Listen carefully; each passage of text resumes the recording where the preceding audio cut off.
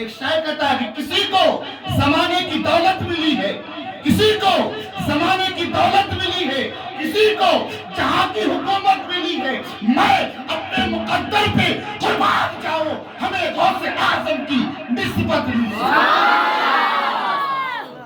میں اپنے مقدر پہ قربان جاؤں، ہمیں غوث اعظم کی نسبت ملی ہے، ہمیں غوث اعظم کی نسبت ملی ہے۔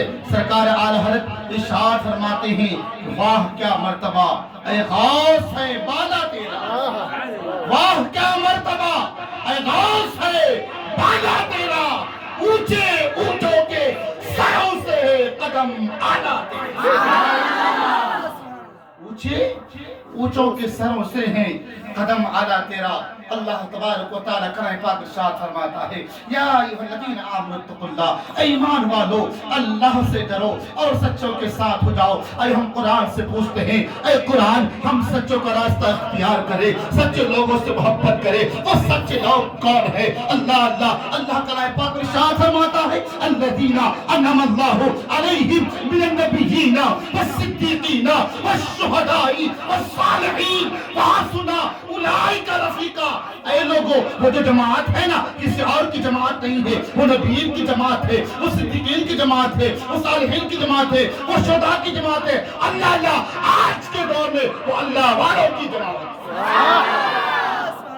اس سے ہمیں پتہ چلا معلوم ہوا، کسی اور سے محبت کریں گے ہم کامیاب نہیں ہوں گے، اور انسان سے محبت کریں گے ہم کامیاب نہیں ہوں گے، اور لوگوں سے محبت کریں گے ہم کامیاب نہیں ہوں گے۔ کامیاب ہم تبھی ہو سکتے ہیں جب اللہ والوں کی دامن کو پکڑ لیں گے، اللہ والوں سے وابستہ ہو جائیں گے، اللہ والوں سے محبت کر لیں گے۔ اللہ اللہ اولیاء اکرام کی کیا شان ہے، جس غوث اعظم سے آپ محبت کرتے ہیں، جس غوث اعظم کی یہ محفل سجائی گئی ہے، اس غوث اعظم کی شان میں ہم اور آپ یہاں پر بیٹھے ہوئے ہیں۔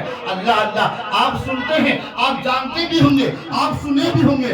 اللہ اللہ غوث اعظم کی ایک شان ہے، ایک کرامت آپ سمجھتے چلیں۔ ایک کرامت میں بتانا چاہتا ہوں، ایک مرتبہ کا عالم ہے، سرکار غوث اعظم عشاء کی نماز پڑھاتے ہیں، نماز پڑھانے کے بعد سرکار غوث اعظم ارشاد فرماتے ہیں، آج کی فجر کی نماز جو جماعت سے میرے پیچھے پڑے گا وہ بغیر حساب و کتاب جنت میں چلا جائے گا۔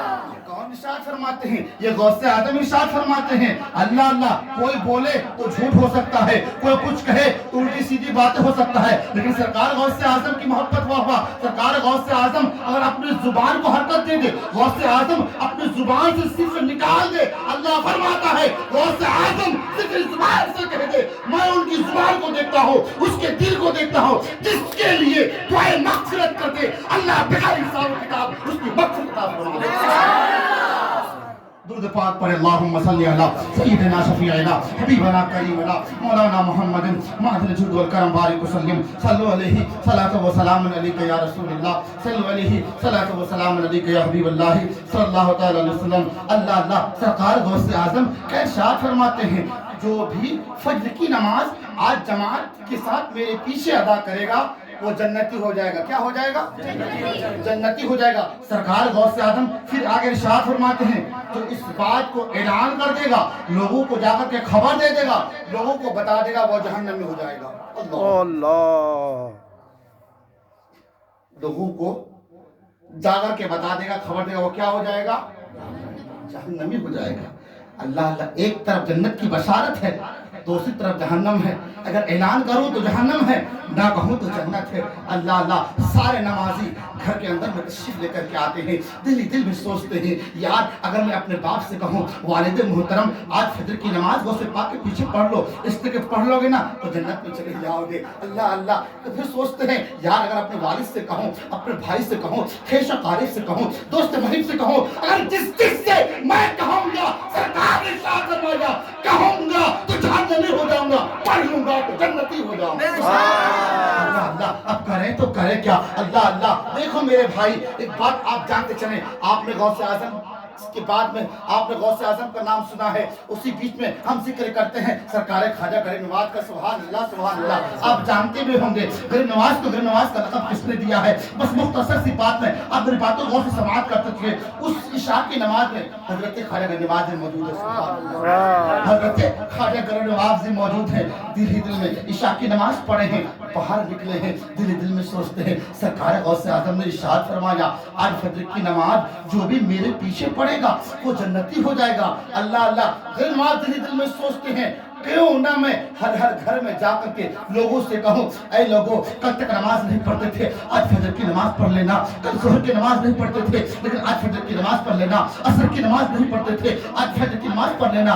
اللہ اللہ، دیکھیے باتیں ذکر سرکار خواجہ گنج نواز دل دل میں سوچتے ہیں۔ اس وقت تک ان کا نام معین الدین تھا، دین کا مدد کرنے والا، اس وقت تک گنج نواز کا لقب نہیں ملا تھا۔ اللہ اللہ، یہ نماز گنج نواز کا لقب کس نے دیا؟ میری باتوں غور سے سماعت کرتے چلے، اے میرے عزیزوں، اے میرے طلباء اہل سنت، آپ میری باتوں غور سے سماعت کرتے چلے، یہ آپ کے لیے آموز میری باتیں ہیں، آپ انشاءاللہ عمل کریں گے، آپ کو بھی اللہ بیڑا پار کر دے گا اور ہمارا بھی بیڑا پار کر دے گا۔ اللہ اللہ، سرکار خواجہ گنج نواز دل میں سوچتے ہیں سرکار غوث اعظم نے ارشاد فرمایا ہے جو اس بات کو اعلان کرے گا وہ جہنمی ہو جائے گا، جو نماز پڑھ لے گا وہ جنتی ہو جائے گا۔ لیکن وہ تو غریب نواز ہے نا، دلوں کی حرکتوں کو جانتے ہیں نا۔ اللہ اللہ، وہ کیا کرتے ہیں، دل میں کیا سوچتے ہیں؟ اگر غریب نواز کی وجہ سے سینکڑوں لوگ جنت میں چلا جائے تو غریب نواز خوشی کا خوشی جہنم میں چلا جائے گا۔ اللہ اللہ، کیونکہ وہ غریب نواز ہے نا، غریب نواز غریبوں کی مدد کرنے والا ہے۔ اللہ اللہ، ایک شاعر بھی یہ کہتا ہے مدد کو رحمت پروردگار آتی ہے، مدد کو رحمت پروردگار آتی ہے اگر کوئی پکارتا ہے یا غریب نواز، اگر کوئی پکارتا ہے یا غریب نواز۔ اللہ اللہ، سرکار خواجہ گنج نواز دروازے پر جاتے ہیں، دستک دیتے ہیں، مالک کے مکان باہر آتا ہے، کیا بات ہے؟ کہا سنو بھائی، بات کرنے کا وقت نہیں ہے۔